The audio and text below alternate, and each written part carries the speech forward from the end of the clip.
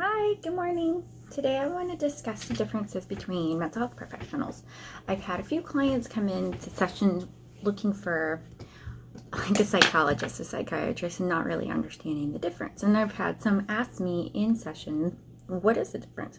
So when you're seeking therapy or any kind of mental health services, you have several branches. So there's going to be the licensed professional counselor, those are your LPCs. Then we have LCSWs, those are the social workers. And then you have LMFT, that's me, the licensed marriage and family therapist. So our level is master's degree, and we have to go through a lot of training, a lot of certifications, and then after we graduate, it's hours and hours and hours and intensive supervised working with clients. We can pretty much do anything depending on what we specialize in. So with LPCs, LCSWs, and LMFTs, depending on what your interest is, if you like substance abuse or children, trauma, play, it just depends. Couples, you specialize in it more after you've already graduated. So it's a lot of training.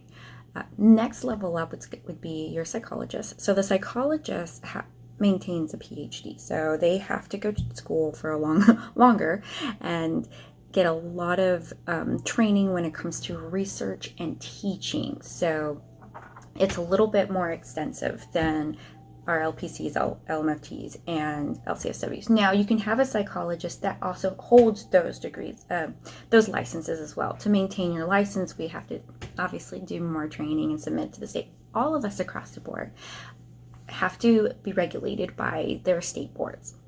So with the psychologist, what makes them a little bit different besides having a PhD is that they can conduct assessments and tests.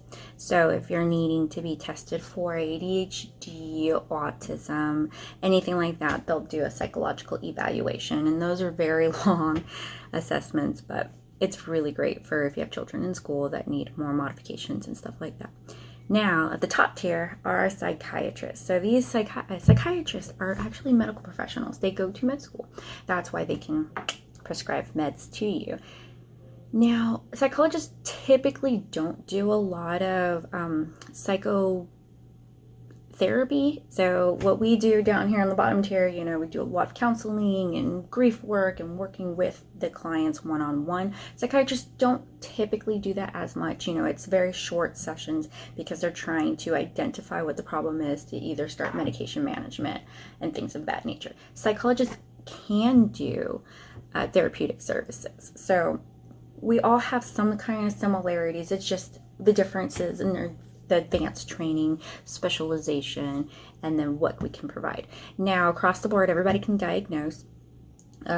So it's not going to be like a diagnostic evaluation like the psychologist can provide.